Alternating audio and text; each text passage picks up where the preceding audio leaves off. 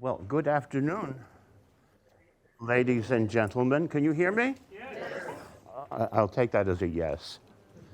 1 second. While I'm up here, I can take this stylish mask off. Well, it's great to see you and see you in such numbers. I remember many years ago, Bob Crandall, who was the president of, not the president, the CEO of American Airlines, was here. And he had a room like this, and he said, if only our airplanes looked like this. Well, anyway, it's wonderful. You're here for a reunion. It's actually a reunion year for me also. This is the 50th anniversary of the year I got my degree in the math department.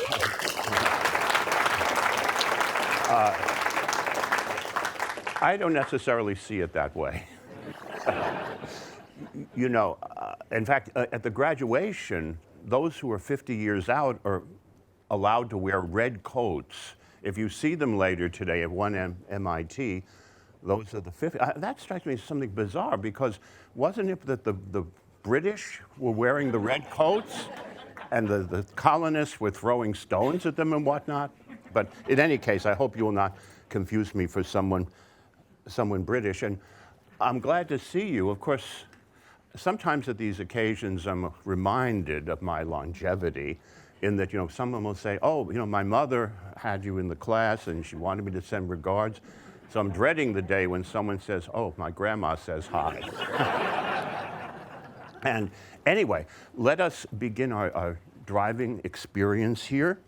Now, I say driving with data because have you heard the phrase data-driven?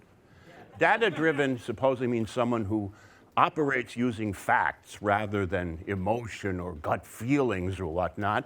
So I thought maybe we'd take some data drives today, as this picture, which I tastefully took from Screenshot, indicates sometimes it's a hazardous venture to try to work with data, but let us try to deal with some of the hazards in question.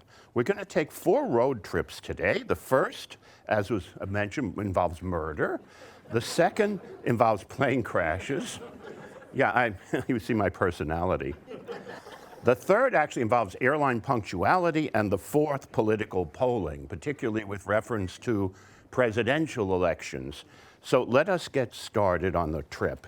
And we begin by talking about how great is the risk of being murdered in American cities. And this is one of the first things I worked on a while ago. And I thought I'd tell you how it happened. I was reading the New York Times, which, is itself a hazardous venture. And I saw this quote. It referred to the city of Detroit. Anyone here from Detroit? Oh, the city itself? Okay, well, that's safer.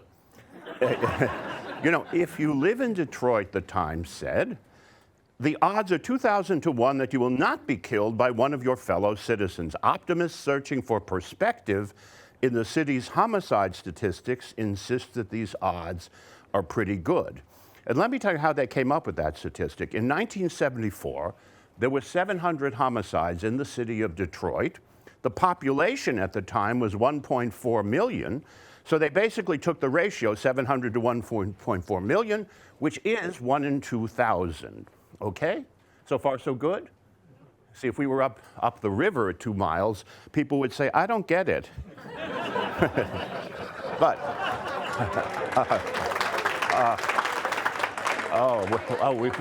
we're making a good start. But here's the question, though. We're not supposed to be laughing about murder. If you're going to work out murder risk, they did it, in fact, an annual per year risk. Why do it per year as opposed to day or month or decade? And in fact, if you think about it, a person born in Detroit who continues to live there throughout his, her, whatever pronoun you want to use, the life, sustains the risk over a lifespan. So maybe that's the time span over which to measure it. So then I did what it really is just a back of the envelope calculation. And let's make 2 assumptions. First of all, let's assume, and again, back of the envelope, that a randomly chosen newborn would have a lifespan of 70 years, barring homicide, okay? And that every year there's a 1 in 2,000 chance of being murdered if the person is still alive, okay? Well, if that's the case, what's the chance you're going to make it to 70 and die a natural death? Of course, in which case, my own lifespan would put me at -5 at this point. And it turns out that if you assume each year you have to be part of a murder lottery with a 1 in 2,000 chance of losing, there's a 1999 chance of making it through the year. The chance of making it through 70 years would be that raised to the 70th power, okay? And anyway, so let's work that out. So we could work it out. Of course, it's equal to 1 minus 1 2,000 to the 70th power. And now, of course, in this day, more so than when I was doing things, you could simply go to Excel and get the calculation. But at that time, we didn't actually have, we didn't have the internet, for example. I don't even remember whether we had electricity. But anyway, I don't know whether any of you recall from your calculus courses the Taylor series expansion of 1 minus x. You don't recall it, do you? I didn't think you did. But anyway, it turns out that when the product n times x is small, as is the case here, then basically this quantity is just 1 minus nx. So using that rule, the probability of not dying of homicide under that approximation is 1930 over 2,000. And if you therefore find the chance of being a homicide victim, it's 70 over 2,000, which is about 1 in 29. In other words, the statistic that the optimist searching for perspective found so comforting implies a homicide risk of 4% for the average Detroiter. And I don't know about you, I don't consider that terribly small.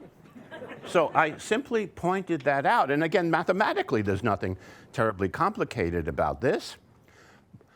But I got reactions to it, and I'm reminded of one of my favorite quotes. I have been vilified, I have been crucified, I have even been criticized. And that's a direct quote from the original Mayor Daley. Anyone from Chicago? Okay, well, his son was also the mayor, but this is the original mayor. Anyway, I have been criticized, and of course I was young at the time and was a little bit vulnerable to criticism. Things have changed. But anyway, let me just give you some of the criticisms, because it tells you something. You know, the academic world is kind of tough. I mean, obviously lots of worlds are tough, but there is a certain undertone of nastiness about it. But here are some of the comments that came up, not only from academics, sometimes even from police chiefs. One of them criticism was, you know, murder victimization rates vary considerably with age, so this simple model is highly simplistic and misleading. Well, actually that's not true. Because if you think about it, if you're going to go through 70 years, it's certainly true that at age 18, the statistical risk of being murdered is higher than, let's say, at age 64. But on the other hand, if you're going to make it through 70 years, you have to pass through all the years, the high and the low. And these variations around 1 in 2,000 almost exactly cancel each other out. I mean, I've done the calculation in a more sophisticated way, and it doesn't change the answer, okay? Then the other comment was murder risk varies substantially by gender and race, so this aggregate statistic is useless. Well, again, we have to think about it. The aggregate statistic is sort of an average. When you're given a data set, typically the first thing you compute is sort of the average, right? The middle of the distribution. You can always work out the variation around the middle, sort of the standard deviation. But to say that the middle value is not important in itself, I think is going much too far. For one thing, it is true, as we'll see, that the statistical risk of being murdered is a lot higher, let's say, for a black male than for a white female. But on the other hand, if you assume all lives are equally important, then the fact that some are below the average is compensated for, or is canceled by the fact that there are others well above it. So anyway, so I thought that criticism was a little overwrought. And then the question is, well, this is a 70-year calculation. Who knows what will happen over the next 70 years? And that's true, but a calculation like this offers sort of a snapshot, a status quo. If things were not to change, this is what would happen, okay? And when you think about it, an awful lot of the projections we use in real life are of this form. For example, life expectancy. When people say the life expectancy now in the US is about 78 years, they're not predicting that someone born this year will live exactly 78 years. Maybe there'll be progress against cancer forms like pancreatic cancer, which at the moment are very deadly. Maybe there'll be a nuclear war or something. The point is that they're saying this is what's happening now. And that's a useful measure of where we are, not necessarily saying we're guaranteed to be there. Obviously, we hope it wouldn't be there. And I'm not finished. There were two more. Why present a statistic that serves only to frighten people? Okay, no, I've heard this. I've heard this. And, you know, I think that doesn't make much sense, because it may be unpleasant to find out that homicide is a huge problem, but unless you have a feeling for the magnitude of the problem, you don't have a sense of how important it is to try to deal with it, right? So I think, therefore, you don't suppress facts when they're unpleasant. You face them and then consider what the consequences are. But then there's something else. You know, these criminologists, basically, they like to create barriers to entry to people outside the field. You know, if you're not a criminologist, you really have no right to be talking about anything about crime data. So here's a direct quote from one of the reviews of one of the papers I wrote with others. I'm not convinced that lifetime victimization probabilities are superior to per capita murder rates. The use of lifetime murder risk does not resonate. To which my answer is, you ignorant snake. You know, what is one to do about this? Here, we tried to argue why it mattered, namely that the per capita statistic gives you the impression the risk is low. A lifetime projection, which is perhaps the more germane, indicates the opposite. To say, I'm not convinced. Well, what will convince you, you rock, you stone, you worse than senseless thing? Okay? So, but one has to develop a thick skin. And basically, if one journal rejects on grounds like this, you keep on going to another one. And luckily, there isn't unanimity, so by chance alone, sooner or later, you'll make it through.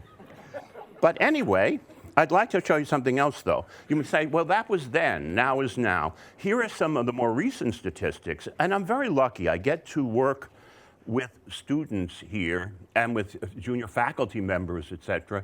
We have a number of new programs. One of them is the so-called Masters for Business Analytics, a one-year program. And I work with some of the students there. They're analytically, in many cases, way beyond what I myself can do anymore.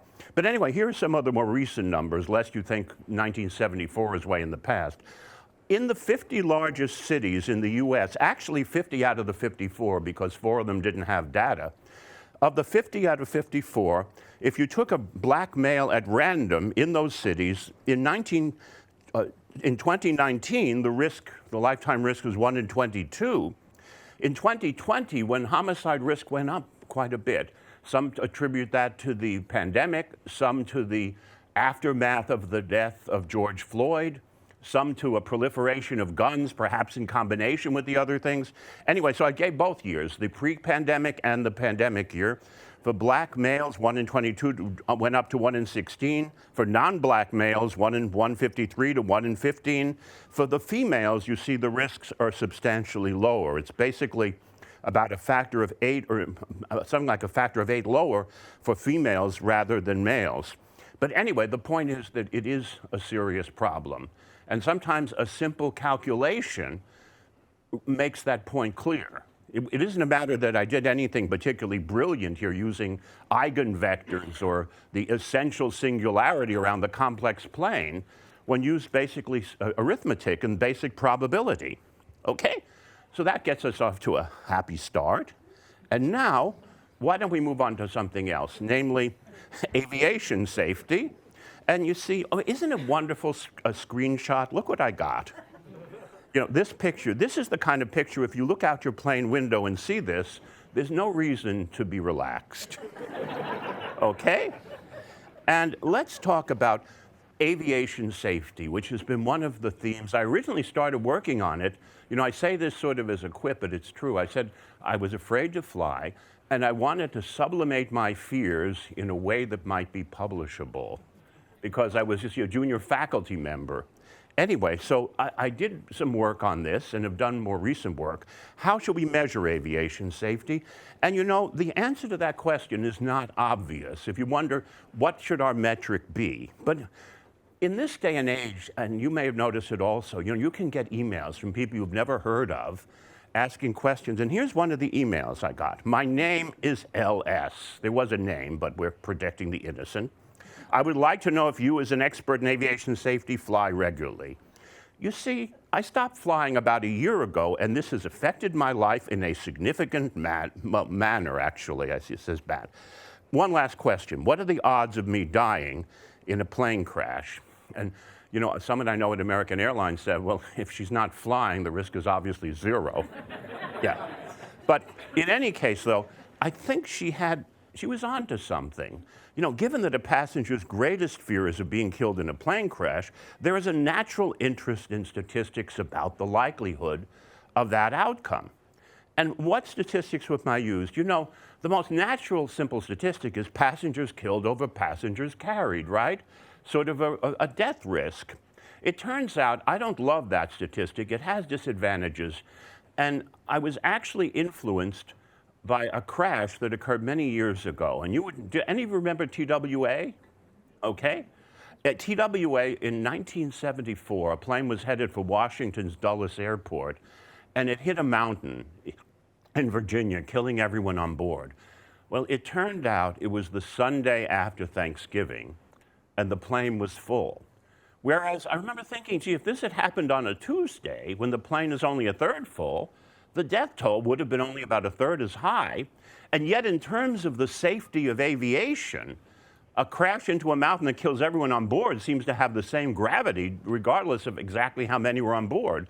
So I don't love this statistic, but you know, they say democracy is the worst form of government except for every other one that's been tried. In the same way, I've looked at other statistics, and they have disadvantages that are even greater.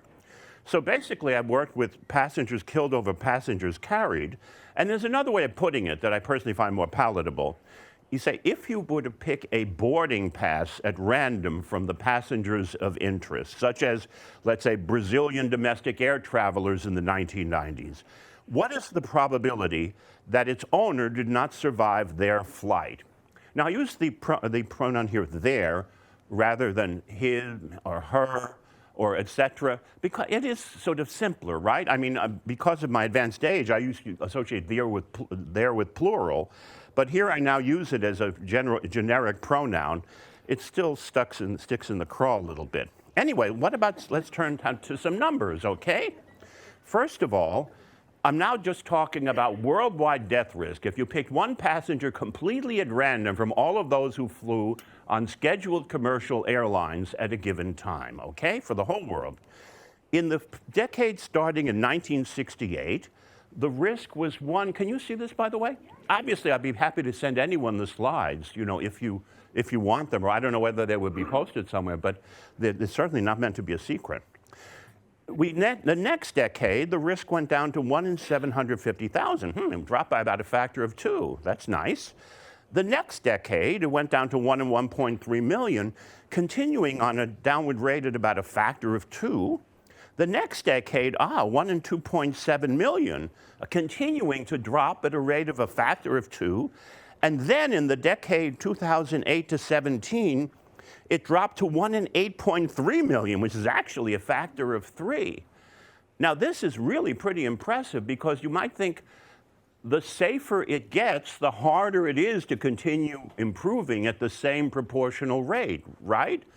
I mean, early on, you could say the low-hanging fruit or get consumed, and then you get to the point where it's very hard to keep going down, and yet the rate of decline, a factor of 2 or more per decade, had persisted in this period. If anything, actually, remember Moore's law, you know, about how the number of transistors you can get, you know, on a computer chip, how it supposedly doubles every 2 years? Well, here we might have some variant of Moore's law, that every decade, basically the risk drops by something like a factor of 2. And that's really impressive. But then I now have a special treat for this group. Namely, this is the most recent 5-year period, 2018 to 2022. And one wonders whether it might be different, okay? Do you wonder? Okay, well, this is a good time for me to stop. Leaving you in suspense. It turns out the worldwide statistic for those 5 years for deaths on board associated with accidents or terrorism, almost none associated with terrorism, by the way, 1 in 13.4 million. Now, some of you might say, oh, wait, comparing that to the 1 in 7.9 million, now the factor is 1.7. Does that mean the pace of improvement is slackening? No. Because, ladies and gentlemen, don't forget, the factor of 2 is for a decade, right? In a 5-year period, the improvement will be less than that, right? If I have interest of 4% a year, and I say, what is the interest over 6 months? It's something like 2%, right? So the way to look at this, I think, is if it drops by a factor of 1.7 for this 5 years, and the same thing in the next 5 years, that would give us a drop of 1.7 squared, 2.89. So in that sense, the number has actually continued to go down at the same rate. And by the way, it was not that easy to do this calculation because of COVID.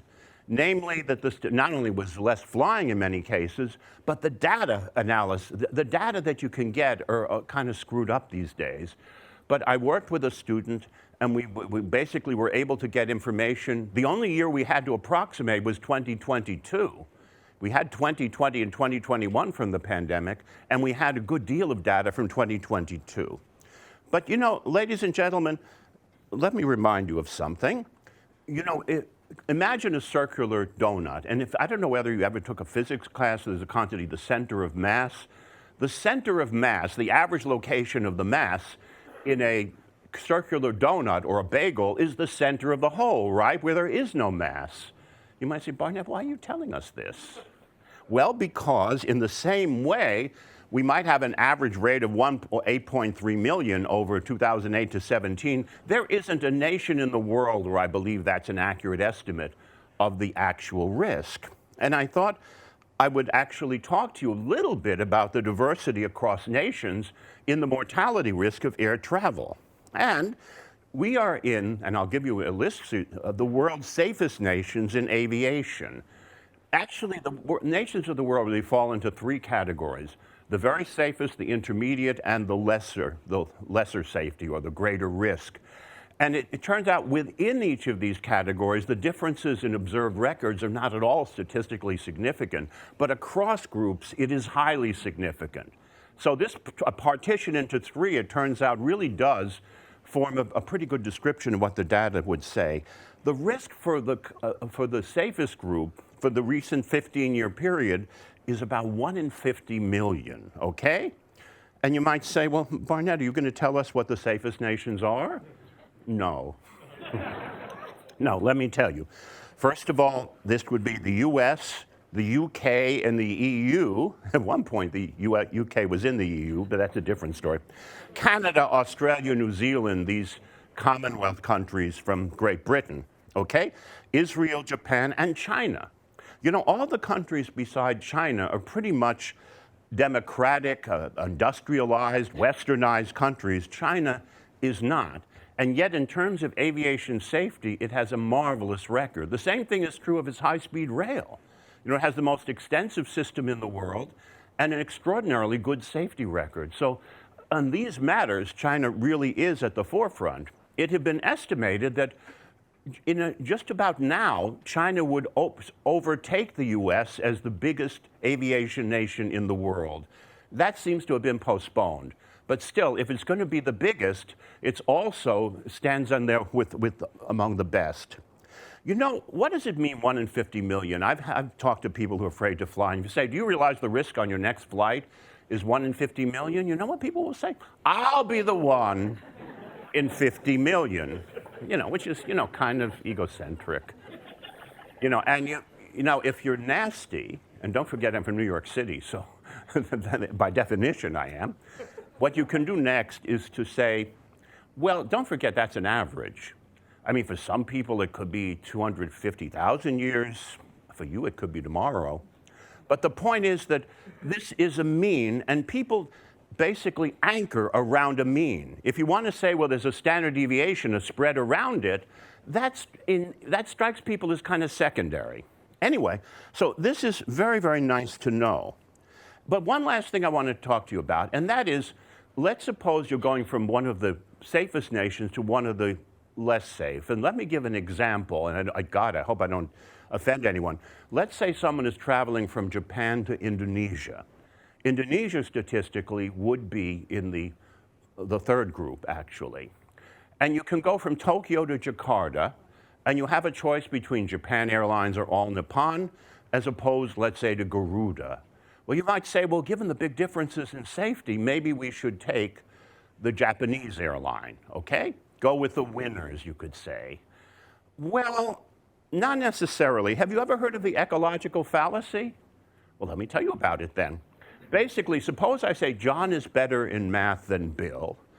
I have a problem in trigonometry, therefore I should go to John. Well, that's not necessarily true, because it could be that trigonometry is John's weak spot and Bill's strong spot. In other words, the aggregate pattern doesn't have to apply in every instance.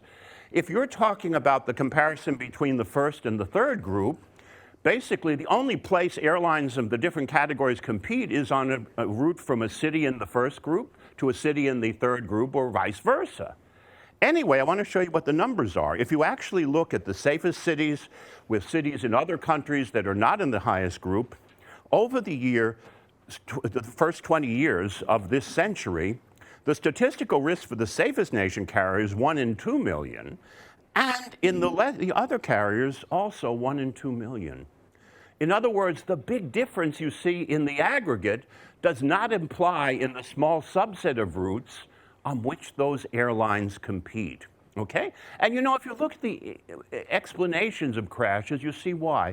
There was a crash in Colombia in 1995, American Airlines. The plane was headed to Cali, Colombia, and the pilots were not familiar with the area. They were trying to figure out where they were, and they crashed into a mountain, okay? Whereas if you had a Colombian pilot who knew the topography of the area, the person might have been much aware of the dangers of flying at 8,000 feet and saying, where are we? So it turns out on those groups, the risk is higher for everyone, right? In the sense of 1 in 2 million versus, we said 1 in 50 million. It is a lot higher on those routes because the hazards in, let's say, the third world affect all the airlines that fly there and not just the local airlines, okay? So in other words, I'll tell you something I've noticed, and I'll just give you a rule of thumb, which is kind of easy to follow. When two airlines fly the same route nonstop, really it's very rare that there's a case related to safety to prefer one of them to the other, okay? But basically, in other words, when I choose an airline, I don't really say, is this one safer than that one? Because on the routes where they compete, I think the empirical evidence is there is no difference, okay? Anyway, but there's one last thing I wanted to talk about, and I have done some work on. What about COVID-19? You know and I know that we've heard about the risk is higher. You're sitting in a plane for many hours in close proximity to other people. Isn't there a risk associated with that? And maybe we should consider that as part of the overall risk of flying during the pandemic. Anyway, I have done some work on that with a student, and the numbers are not that great. Even under a very conservative assumption, there have been 500 deaths associated with infections of COVID that were contracted on airplanes. And by the way, that assumes every infection has a 1 in 1,000 chance of causing a death, okay? Or 1,000 infections, 1 death, which is way below the mortality risk, the overall mortality risk for COVID. Now you might say, yeah, but the risk is highest for old people like you, and maybe most of the people who fly are young. Well, first of all, I take that into account, but secondly, here's the thing about a pandemic. An 18-year-old kid gets infected on the plane, and he might not be at great risk. But when he meets his grandparents, they can be at great risk because they get the infection from him, and they might themselves transmit COVID to others in their age group. In fact, I believe of these 500, most of them were people who were not even on the plane. But anyway, if you actually look at this 500 and say, let's say that's another burden of mortality, how does it affect the statistics? Well, to put it briefly, if we add the 500, instead of getting a 1.7 factor of improvement, it's a lot lower. It's still above 1. It's something like 1.1, 1.2. And among the airlines in the first world, airlines in the US, the risk is greater, actually, in the last 5 years than had been, for example, in the previous decade. So we lost all of the improvement because of COVID. Now, you might say, Barnett, this is artificial. I might say, why say you that?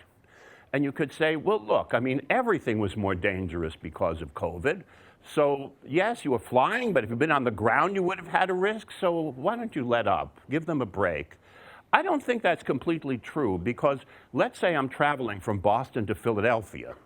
I could fly, but the alternative, a realistic alternative, I could drive, right?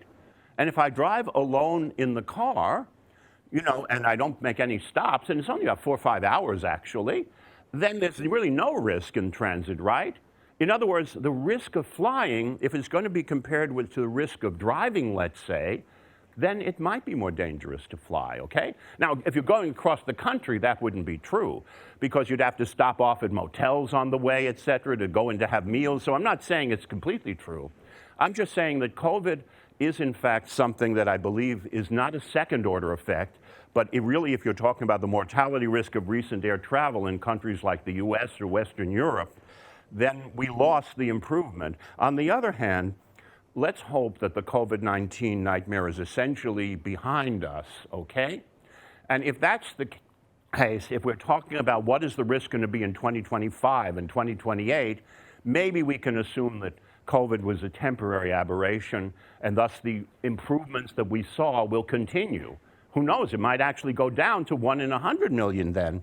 And it's really quite interesting, basically, that as I said, no matter how close you get to zero, the rate of improvement, the factor of 2 or so per decade, has continued. And I don't see any reason why it would stop when, as far as we see, it keeps on getting better. And there are lots of reasons it's getting better, because people have learned things the hard way. You know, for so many things that caused crashes in years past are all but impossible now. Okay? I know there was talk about some near collisions on the runways. You heard about them recently. But if you actually look at it, the new systems in place actually prevented the near misses from becoming actual tragedies. Okay? So, in other words, it really is safe to fly. And I've said to people, you know, it's no more sensible at this time to worry about flying than it is to worry that when you go into the grocery store, the ceiling's going to collapse on you. And that doesn't necessarily benefit the people who are really afraid of flying. I know I talked to someone, her grandmother's funeral was in the UK, and she didn't know whether she should fly there. She was afraid to fly. So I don't know why I had the nerve to ask, but I said, excuse me, how old are you? And she said, 34. I said, do you realize that in your entire lifetime, there has not been a single fatality on British Airways? And she did take that into account, and she thanked me. She didn't go. But anyway, the point is the risk is very low. Now, let's talk, our mortality risk for the day is over. Let's talk about the promptness of aviation. Did any of you fly here on JetBlue? A few people did, okay? And this is a JetBlue plane on the ground. And yeah, JetBlue is the biggest airline in Boston, actually. It is the #1 airline now. Delta's trying to catch up, and you may have heard JetBlue and American started, you know, a joint arrangement, which now the courts are saying cannot continue. But in any case, this is JetBlue, the American Airlines. And I will tell you something, some of you may have personal experience. Look, it's been widely criticized for its poor on-time record. And that record is a good part of the reason the Wall Street Journal ranked JetBlue 9th out of 9 among US airlines, okay? And this is something they did earlier this year, okay? And you see, not only did it have a bad on-time record, but the complaint ratio is higher on JetBlue. But that's in part because of the fact that it's so often late. So in other words, the various components of the Wall Street Journal Index really relate to promptness to a considerable extent. And now, I want to give you the statistics that actually underlay the Wall Street Journal's calculations. The Department of Transportation, the DOT, computes on-time statistics for airlines. Did you know that? And the way they do it is they look at the scheduled arrival time in the airline schedule. The airline proposes its own schedule, and the DOT statistic is the fraction of time the plane arrived no more than 14 minutes after the posted time. So if the posted time is 4:40, if it arrived by 4:54, it was considered on time. Afterwards, it would be considered late. Here are the raw statistics for 2022. The highest record was Hawaiian Airlines at about 84%. Delta came in second at 80. United, to my surprise, came in at 79.2. Alaska, American, Spirit, Allegiant, Frontier, JetBlue. You might say, oh, that's terrible. Well, actually, I left something out. Namely, Southwest actually had a slightly worse record. Now, you might say, yeah, but didn't they have that terrible meltdown around Christmas? It did, and that contributed to this, but not all that much, because it was really only 4 days out of 365. So even though it was lousy, it can't drag the whole statistic down. So Southwest was not doing that well even before that. But anyway, we see JetBlue is pretty near the bottom. And comparing JetBlue, let's say, to Delta, you have a difference of 15 points, the two big competitors for Boston. However, JetBlue contends it's really unfair to look at the numbers that way. They say, look, we do most of our flying in the Northeast region centered in New York City. And everyone is late in that region. The air traffic control is miserable. In fact, they asked the airlines to cut back on flights during the summer because there's a shortage of controllers. Don't worry about it. But in any case, so they said, so it's not fair to make this comparison. We're forced to put our worst foot forward, whereas other airlines, which only fly a little in the New York area, don't really get dealt with so much. So I ask a question, is it possible to come up with a fair way for rating on-time performance, which might exonerate JetBlue if the facts warrant, okay? And now, let's find the word warrant. We have a senator from here, Elizabeth Warren, one of the senators from the Commonwealth of Massachusetts. And I don't know whether you remember, but during her presidential campaign, she often used the slogan, I've got a plan for that, meaning she had very specific plans for almost every problem. Anyway, I've got a plan for this, ladies and gentlemen. Let's see whether you think it works. Namely, I said, well, first of all, let's talk about the 10 largest airlines, which are basically the ones I just showed you. And let's focus on the 25 busiest U.S. airports, okay? That would include Las Vegas, for example. It would include Boston. Yes, we just barely make it in, I believe. It would include, let's say, Los Angeles or Dallas-Fort Worth, DFW, et cetera. You wouldn't be surprised. Chicago O'Hare, Atlanta.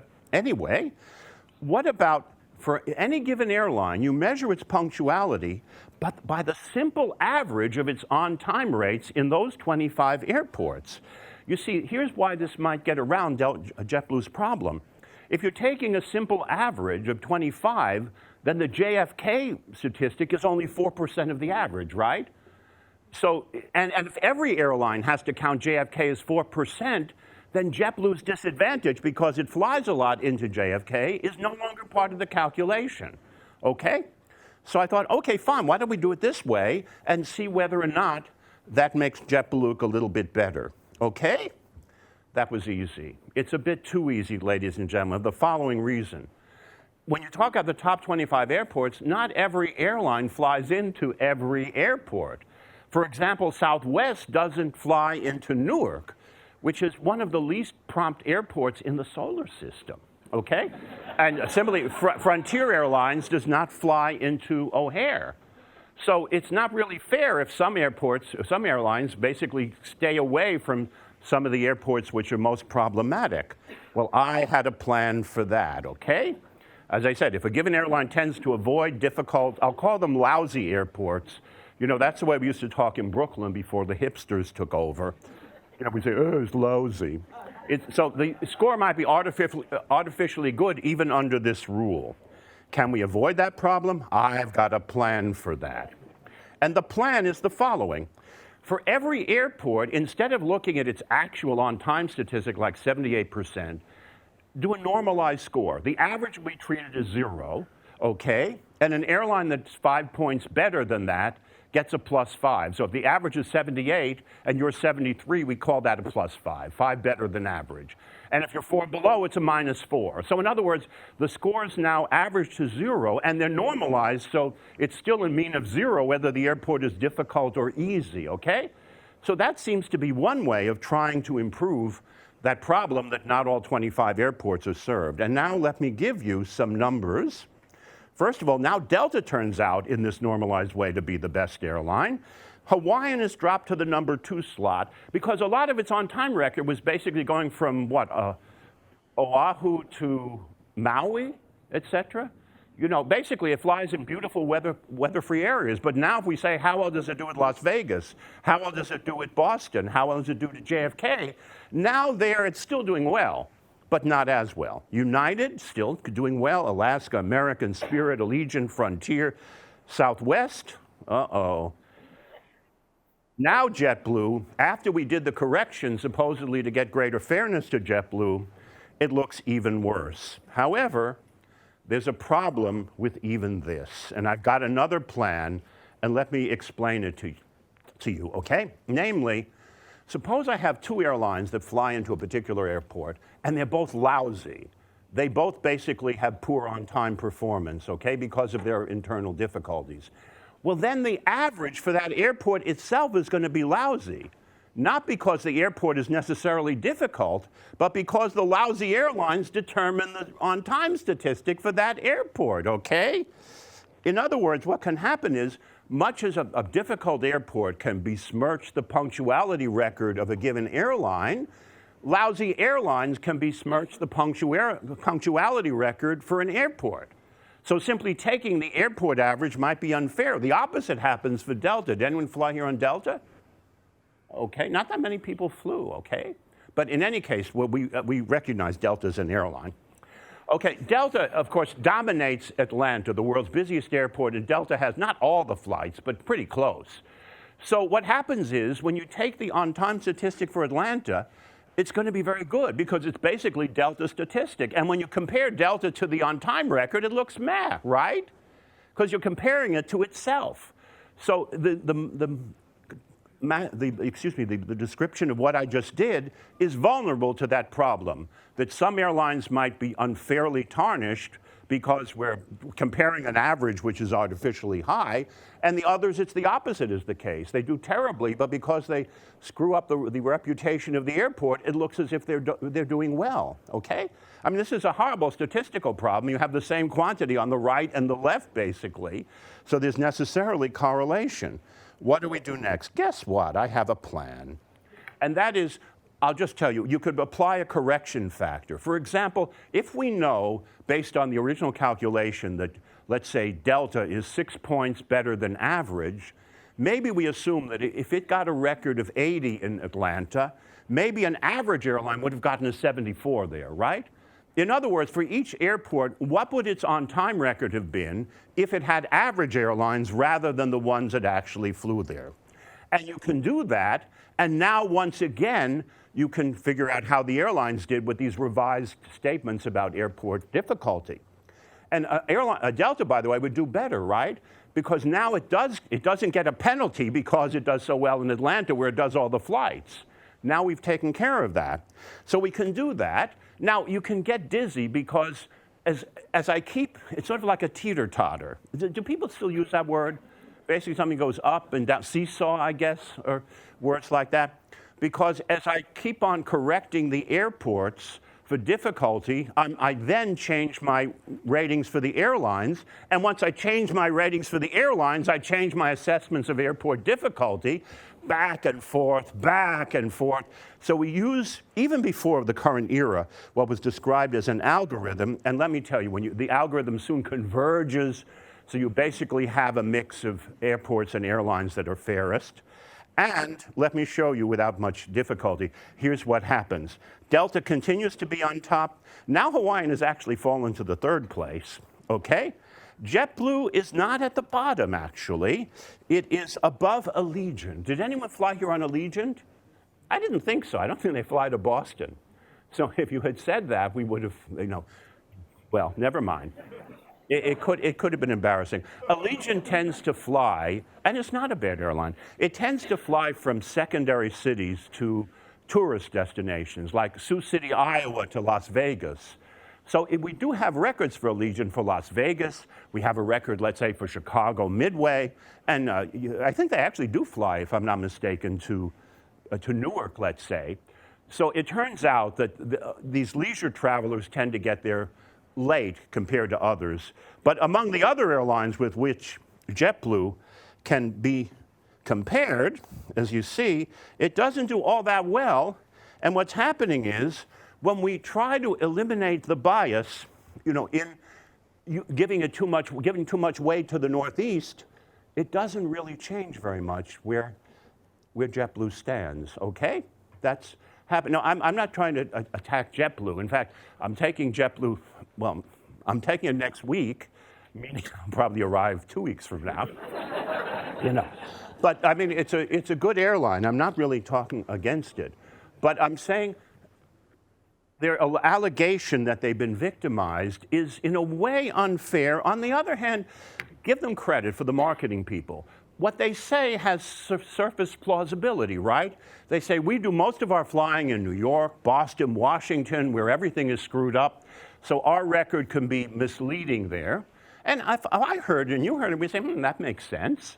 Well, they don't tell you that if you try to adjust for these problems, JetBlue looks just as bad.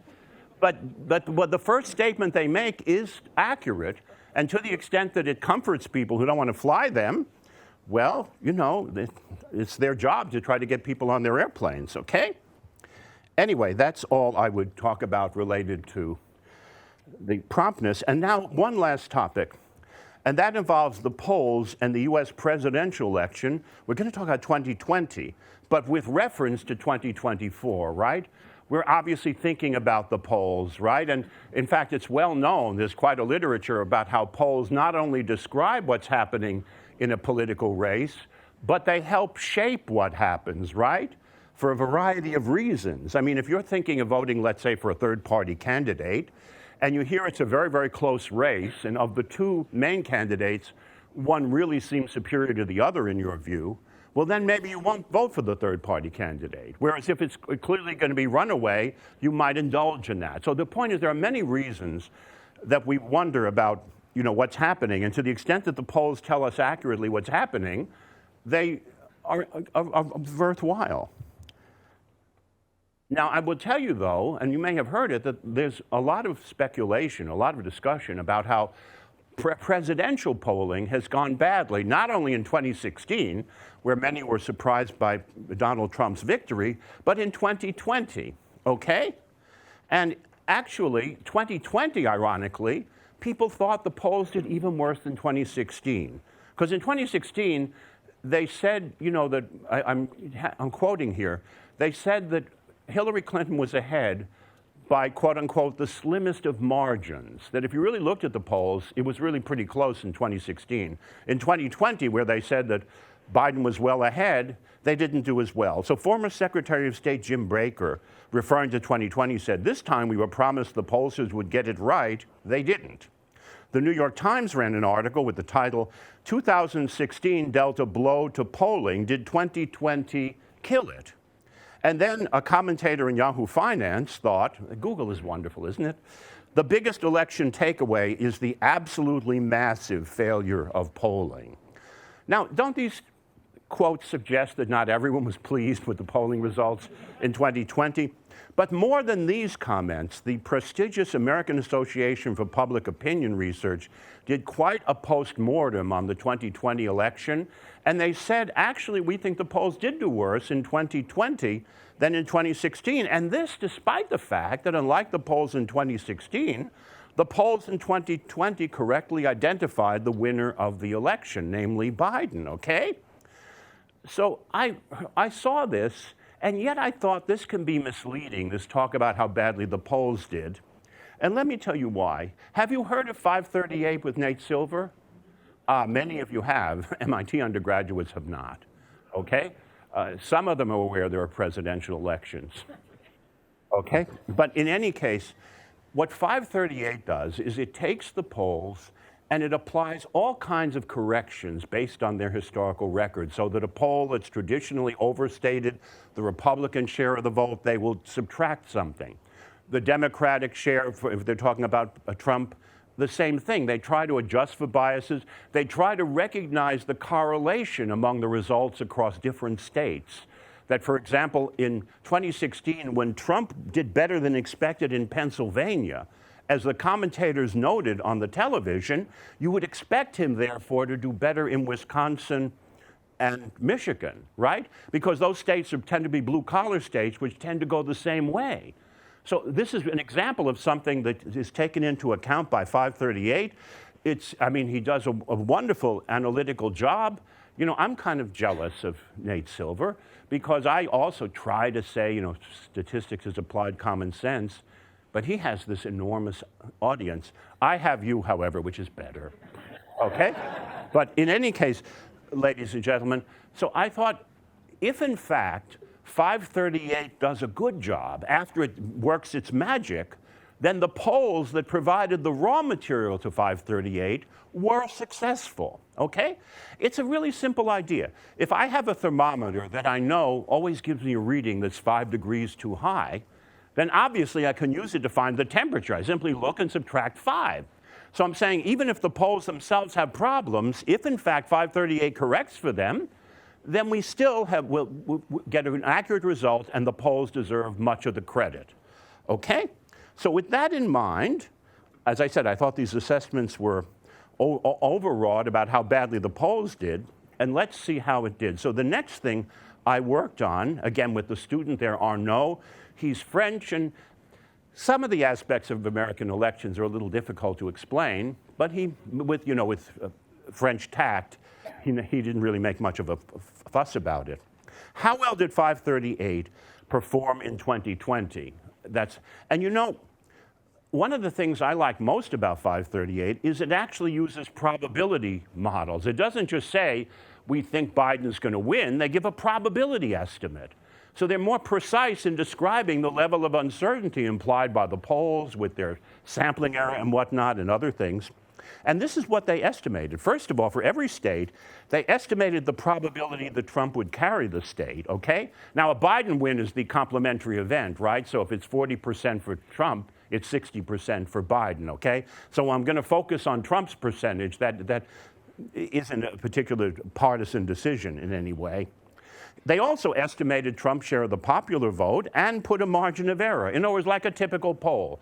They'll say, we think that Trump will get 41% of the vote in Oregon, let's say, and the margin of error is 3 points, meaning we think it's very likely to be between 41 and 47. Actually, 95% likely is the way they actually work out these margins of error. But anyway, so then the question is, how well did 538 do? And it turns out, by the way, I don't want you to be confused. There are 50 American states, but the District of Columbia counts as a state in the presidential election. Not only do people vote there, it has 3 electoral votes in the Electoral College, okay? Not only that, is there anyone here from Maine or Nebraska? Okay. Well, but they are states. And in those states, basically, they give out electoral votes for the Electoral College by congressional district, okay? So Maine has 2 congressional districts. Each one has 1 electoral vote, and then there's 2 for the full state result, okay? The same thing in Nebraska, where I think there are 3 or 4 congressional districts. So technically, the number of districts is actually a little bit higher than 50, but I don't want to quibble about that now, okay? Anyway, let's go on. If we want to talk about how well 538 did, it seems to me we should focus on the states where it's hardest. To say that Trump is going to carry Alabama is to belabor the obvious. To say that Biden is going to carry California is to belabor the obvious. But what about the states where precision really matters the most? Well, according to 538, there were 9 tipping point states that might well make the difference. And here they are: Arizona, Florida, Georgia, Michigan, Minnesota, North Carolina, Nevada, Pennsylvania, and Wisconsin. And when you think about it, this is a pretty reasonable list for swing states, okay? And in particular, let's talk about what probabilities 538 assign to a Trump victory in each of those states. And here is a chart, which is from the paper of mine with a student, which just came out, and we'd be glad to send you a copy. You'll notice it says Igor in the top. Look, I'm not that good with screenshot, and so, but the Igor has nothing to do with it, nor Dr. Frankenstein. Here are the numbers, ladies and gentlemen. You'll notice in every one of these states, 538 predicted that Biden was going to carry it because Trump's victory percentage was below 50. On the other hand, a lot of them are relatively high, right? And to say, well, he says it on any given state that Biden is going to win doesn't mean he necessarily implies that Biden is going to win all of those states, right? I mean, if I'm playing a game where there's a 3 in 10 chance of victory, if I play it 10 times, at any given time, I'm more likely to lose than win. And yet over the 10, on average, I'd win about 3 out of 10, right? So I think we should take into account what the specifics of what was said by 538.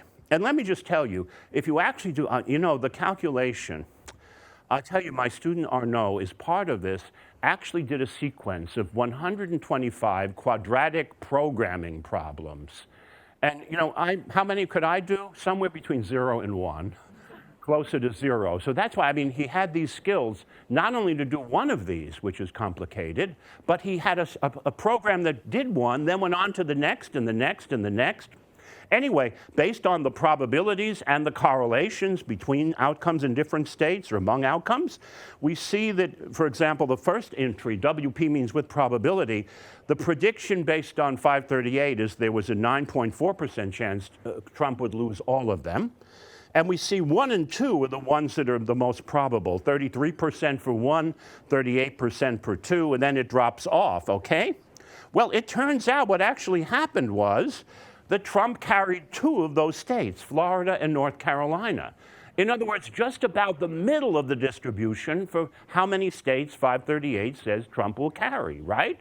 Basically, it's the mode of the distribution, it's the median.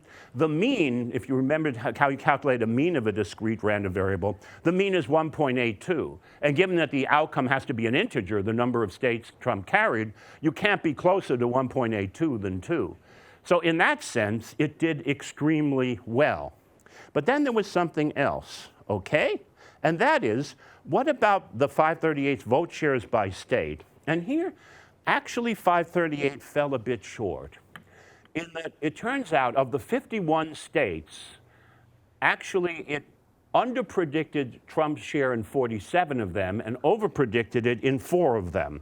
The one where they overpredicted Trump's share, by the way, Alaska, Colorado, Maryland, Louisiana.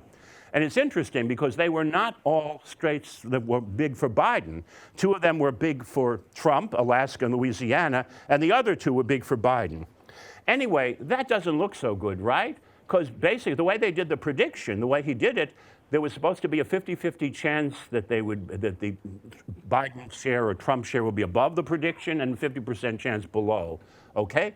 We don't do exactly the prediction because, continuous random variable and all that.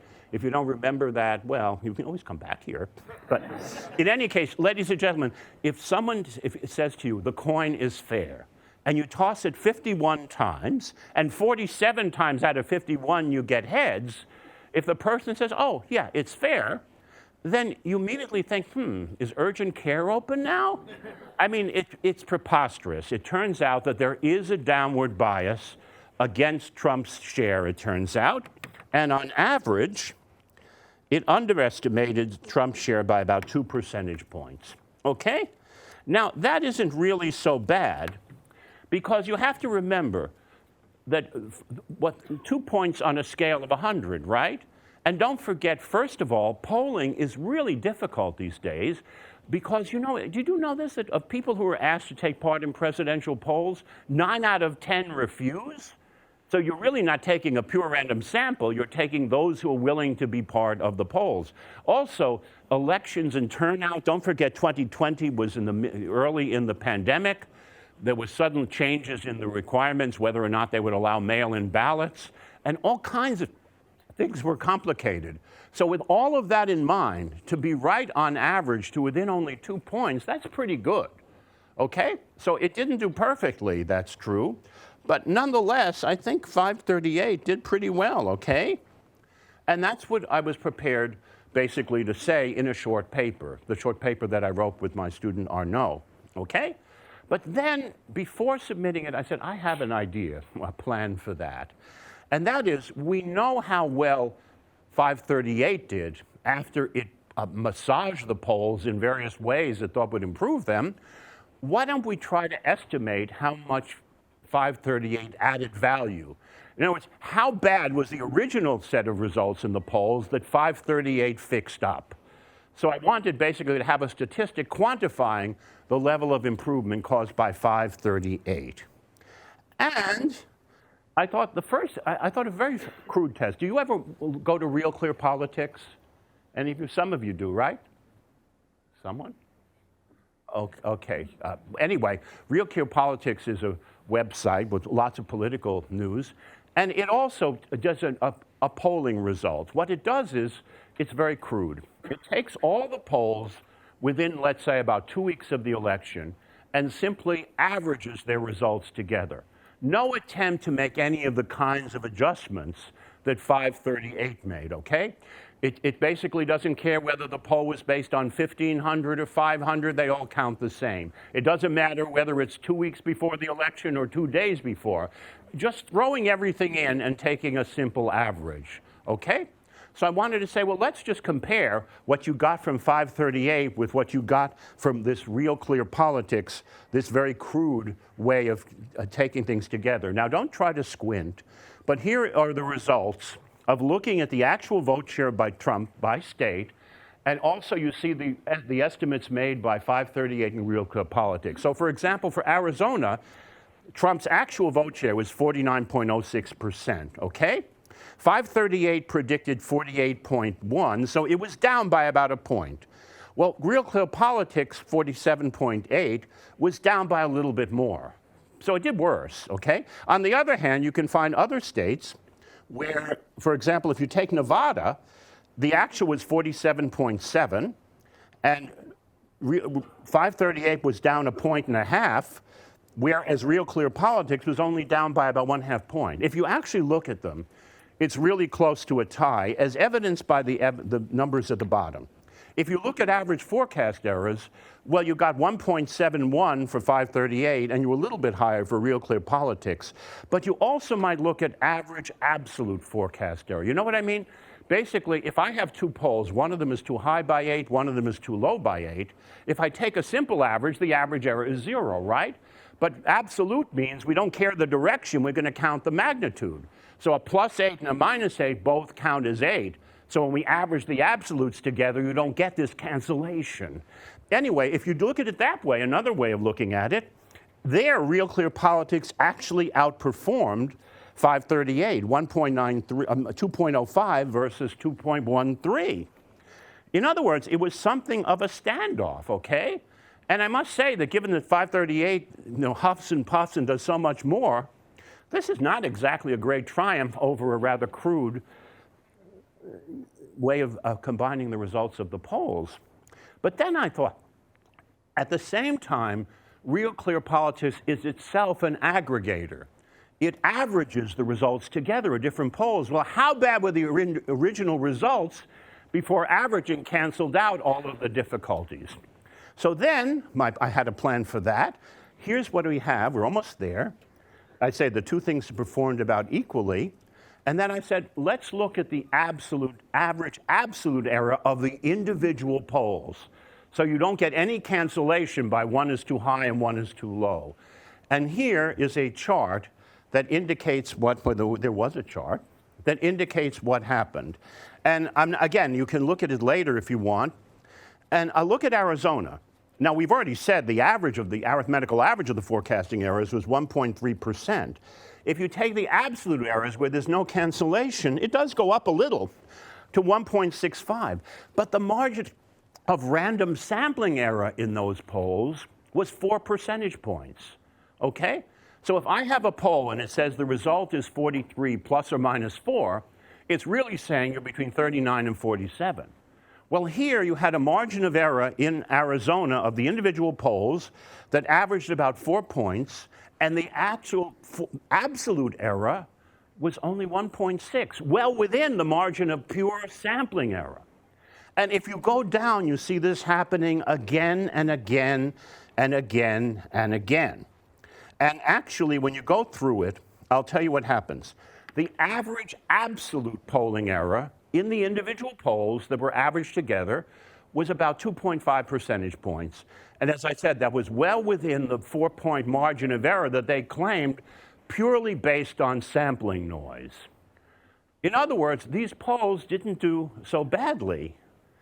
And then, sort of slowly, something dawned on me, and that is, when it comes right down to it, the benefit, what were we talking about the benefit? The value added of using 538 was pretty close to 0, right?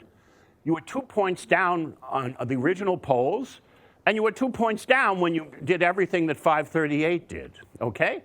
So in other words, it was not because 538 aggregated polls in a highly sophisticated way.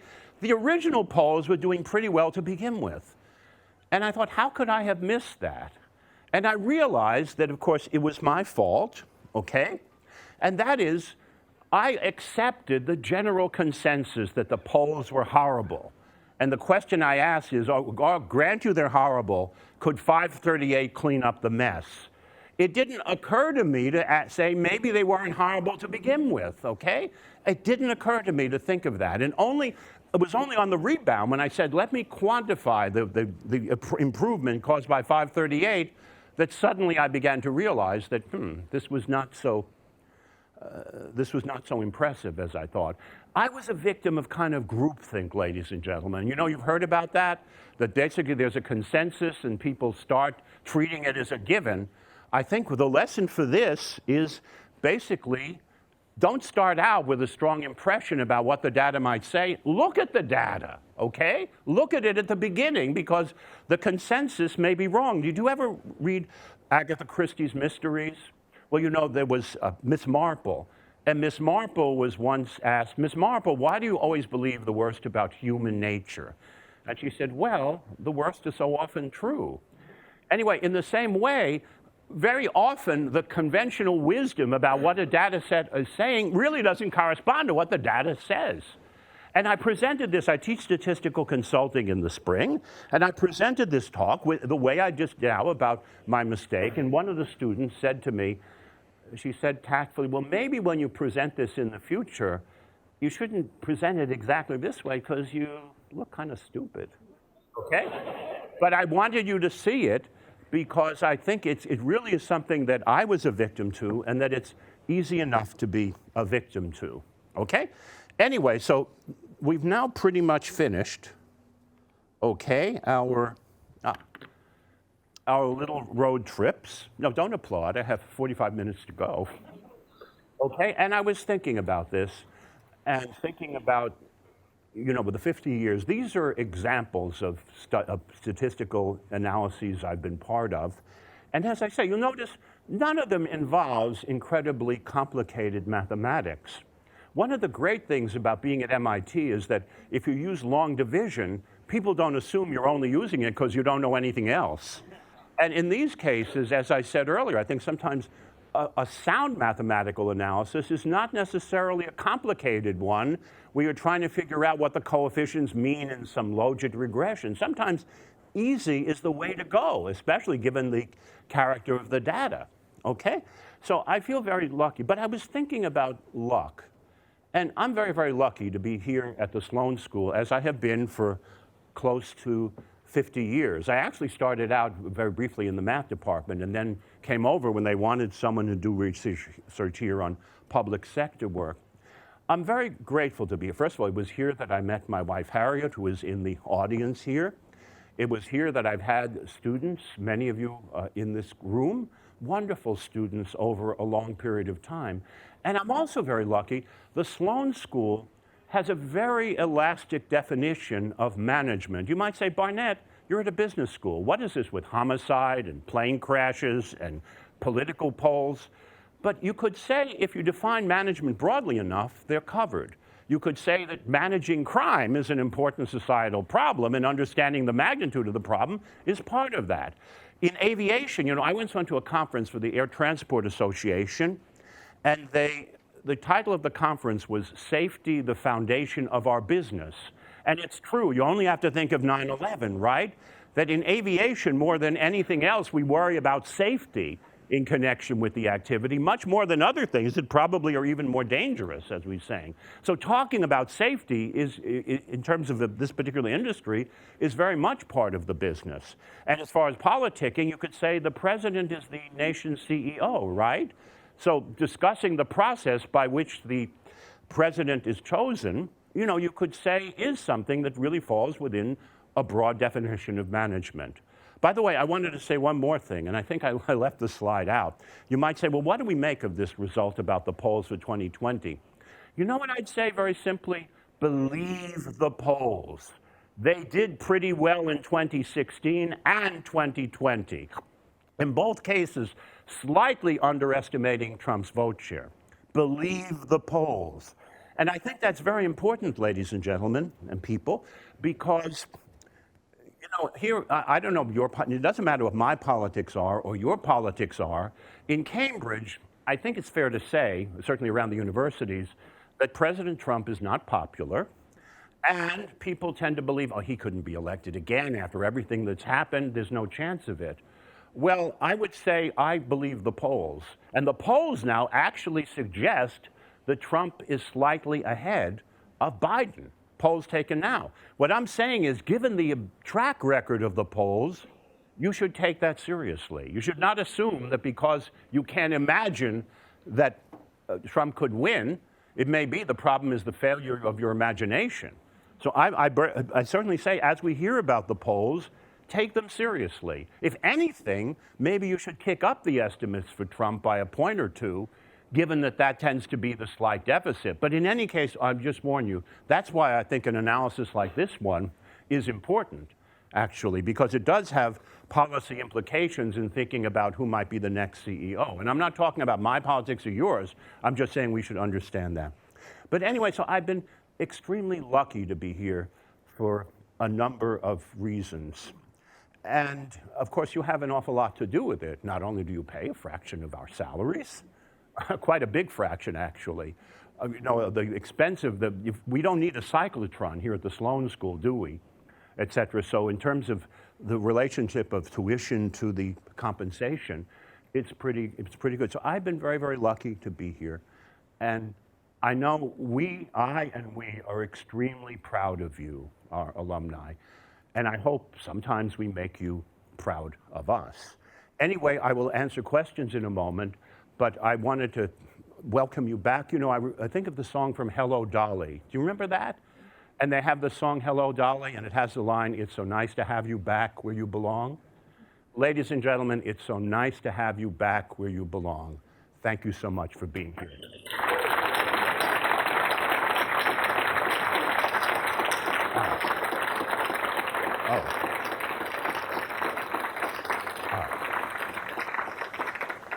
So now we have some time, and I'm happy to answer any questions. Yes, sir.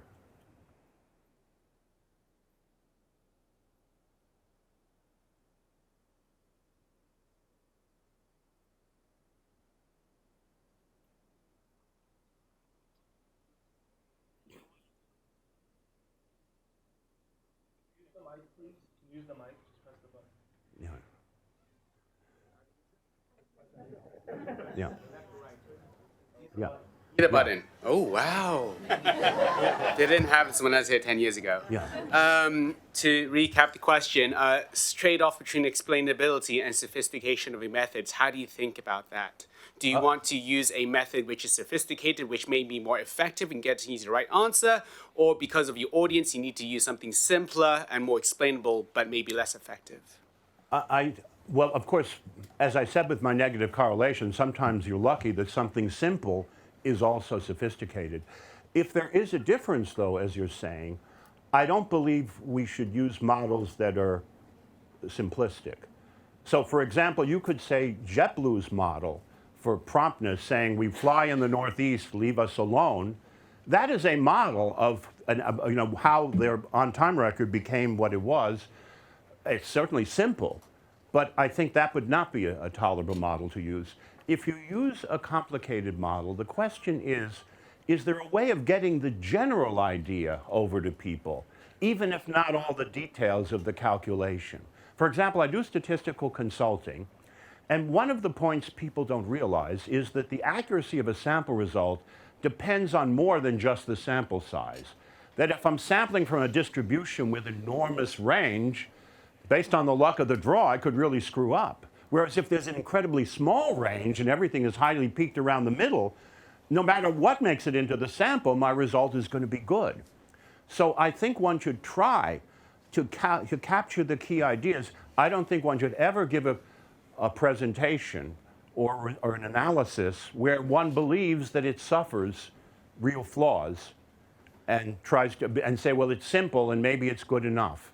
If it doesn't give the answer that you think is the best, my own advice would be, don't do it. Don't do it the simple way. As far as ChatGPT and other things, well, we don't know exactly how far it can get. I must say I've had some experiences with ChatGPT, which was sort of comforting because it didn't do terribly well. Do you ever play Spelling Bee for the Times, the New York Times? Yeah, I play that. And one day I thought after the game was over, after it was over, I tell you, I went to ChatGPT and I said, can you find 5-letter words with these 7 letters, all of them having this particular letter? And it gave me a list of words where it gave me 5 letters that were not even in the 7 that I had proposed. And there are other examples that it really doesn't necessarily understand what you're doing. I think I once read something recently about if you ask for something about a number, what's the largest number below 1/2 with the following characteristics? And we can dope it out. But ChatGPT is just looking at all the records before. It does an instantaneous search. If it doesn't have anything there, it not only can't give you the right answer, but it basically bluffs and can give you the wrong answer. So I think we're not sure exactly how far it can go at this point, but there's no doubt that AI and machine learning and things like that are very much on people's minds now. And of course, they're being taught more here at the Sloan School. They have certain strengths, there's no doubt, but also weaknesses. And I think what we try to do here is to remind people of both the strengths and the weaknesses, okay? That's the, remember Post serials, they used to say just a little bit better? Maybe they still say it. But anyway, it's just a little bit better to have an intuitive understanding of the methods rather than to use them just hanging on for dear life, okay? Anyway, so are there other questions? Yes? So I don't think this is going to let JetBlue off the hook, but did you look at magnitude of lateness versus, if they're 2 minutes late, I don't care. If they're 3 hours late, I care. Yeah. Well, that makes perfect sense. Actually, you can go to a website now, the DOT website, and get the actual on-time performance on a particular flight every day for every month. In other words, if you take flight 283 from, let's say, JFK to Fort Lauderdale, you can do that. They have another statistic from the DOT, namely, how often are you at least a half an hour late? Okay, so it's not just 16 minutes and 4 hours are treated the same way. It doesn't really improve things for JetBlue, actually. Well, JetBlue, remember, had that horrendous event where people were stuck on the tarmac at JFK for something like 9 hours. I mean, that doesn't happen anymore. But I agree with you. The point is, though, that rightly or wrongly, the DOT on-time statistic is the most widely used yardstick for airline punctuality, okay? I was thinking maybe it's unfair to JetBlue because if JetBlue flies, let's say, from JFK to Minneapolis, well, if you're getting late out of JFK, then you get late to Minneapolis. So then, in other words, JFK's problems affect promptness at Minneapolis. But that's not completely true because JetBlue sets its own schedule. If it knows the plane to Minneapolis is typically 40 minutes late, it can arrange a larger layover time in Minneapolis so the flight back is still on time, et cetera. But when the Wall Street Journal wanted to come up with a summary of the caliber of airline operations, they used the DOT on-time statistic. So I understand the point that maybe this is not the best way to describe actually what's happening. I totally agree with you there. You know, I remember once I was in Japan, actually. Anyone here from Japan? Okay, hi, welcome. In any case, I was doing some work with Japan Rail East, and there was a certain repair, maintenance repair, that was to be done every 90,000 kilometers. And I said, why 90,000? And the person said, it's in the manual. Okay? What I mean is that sometimes you have a statistic and people are not exactly sure where it came from. And it may not be, I'm not saying that's just true of JR East, but it may be, as you say, that the statistic is itself potentially misleading. However, as I said, we are in a position to look at it in a different way. Okay? I mean, you know, I was thinking the DOT could do the kinds of simple adjustments we describe here, but they would not consider that simple. Because if you say the airline was on time 82% of the time, people understand. If you start talking about normalized scores based on airports adjusting for airport debug, you know, it becomes very difficult. As the gentleman was saying, sometimes, you know, a sophisticated explanation is hard to explain to people. But that's not a reason, in my judgment, to use a method that you know is suboptimal and can give you misleading results. Yes, hi. Hi. Is this working? Yeah, it's working. I thought it was fascinating over the course of the pandemic, especially early on, to watch newspapers try to present some numbers that were relevant. I noticed, like, in the first months of the pandemic, papers were reporting things like absolute numbers of cases or deaths by states without even dividing by the population of the states. Yeah. And then over time, they started putting in various denominators that might have been of increasing relevance, but didn't really help people with understanding risks. Then I read an article that was saying that, you know, at the point where things started to be real political, Republicans would underestimate risk, Democrats would overestimate risk and have very different behaviors. And so I started to think, well, how could I compare the risk to other, let's say, other behaviors that we do? We get in cars. Like, what's the risk of dying of COVID if you go out to a restaurant compared to the risk of dying in a car crash if you get in a car? And let's say what I noticed in 2022 was the risk from COVID. If you just looked at the number of people who died, let's say, per day in the country, it seemed like the risk of dying of COVID was maybe twice that of dying in a car crash on an individual car trip. Yeah. Nobody thinks twice about getting in a car to drive to work, yet they would worry about COVID. This is a time when there were maybe 300 deaths a day. You know, what do you think about those comparisons? Because I don't tend to see those too often, but they'd be very relevant for decision making. I think you're right. I think you're right that a lot of times when you think about it, the comparison that's most revealing is not the one that people make. Now, I think, you know, for the COVID statistics, even there's something that you have to be careful. For example, the state of Florida, and don't forget at least two of the Republican candidates are from Florida. Florida's raw statistics are a little worse than average for the United States on a per capita basis. But don't forget there are an awful lot of older people in Florida, and the risk of mortality is enormously concentrated among the very old. Well, if you do an age-adjusted statistic, comparing 65-year-olds in Florida with 65-year-olds in Idaho and New York, et cetera, Florida looks a lot better. So even the simple statistics that we try to compare, you have to wonder, is it possible they themselves might be misleading? But I agree with you. But you see, for example, when you talk about the risk of flying, you know, I thought at first, I said, well, look, on the ground you can get in the restaurant and everything, but the comparison, I thought, not initially, it had a later thought, is the comparison is making the same trip, not on an airplane, but driving in or taking a train, et cetera. And there, I don't think the planes get off the hook to the same extent, et cetera. Now, I think on airplanes, what I recommend is, you see, isn't this stylish? Ladies and gentlemen, I recommend if you're flying back, really, I would recommend if you have a mask, put it on. If you don't have a mask, buy one. Okay? But in any case, look, I totally agree with you that sometimes the comparisons that are made don't really make the points they are advanced as making. Yes? What is speaking of crime and violence, what is the state of the art in terms of getting good, rich data sets on gun violence, specifically given this country's history of not wanting to do research on gun violence? Well, it depends. One of the aspects of gun violence is, well, let's say how many people die of it. And if we're talking about violence, we're talking, let's say, about homicide rather than, let's say, suicide. And there are statistics available on that subject. There are also statistics about gun ownership. For example, some people say gun ownership went up during the pandemic for various reasons.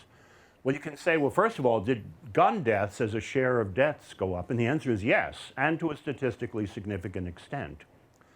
And then you say, well, let's look at new gun sales in states and see whether that's correlated with the increase in homicide in 2020. And by the way, it wasn't.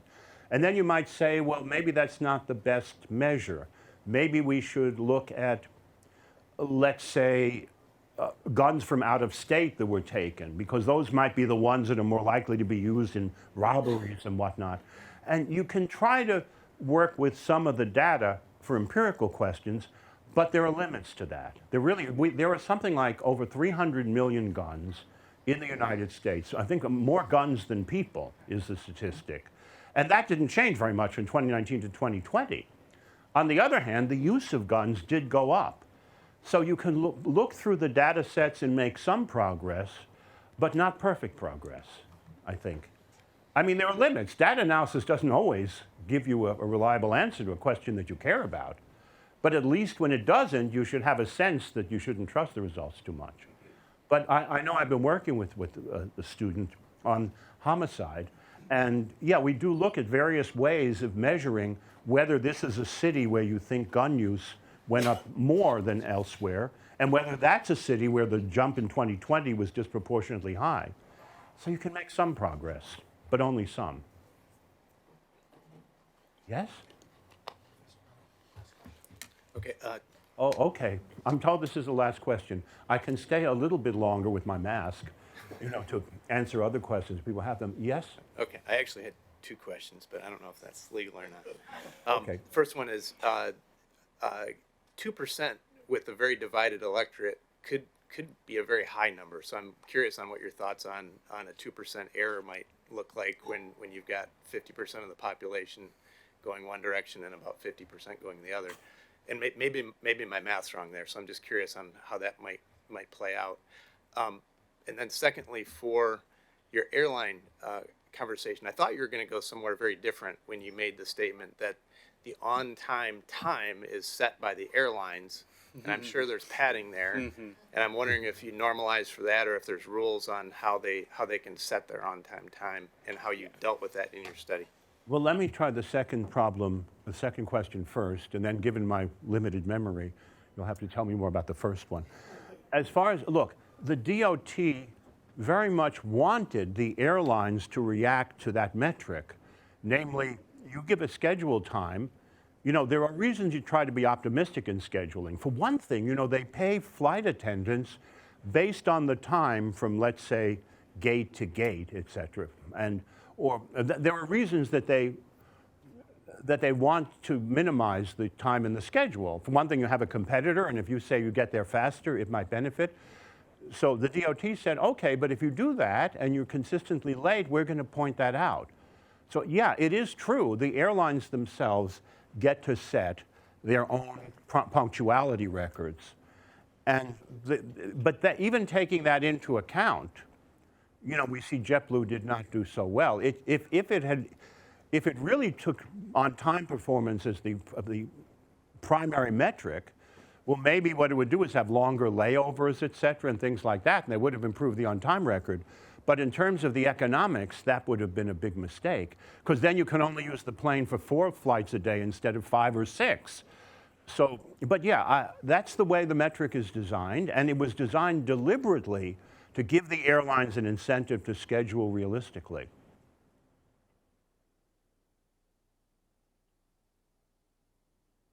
have the questions? Oh, wait, you said that was the last question.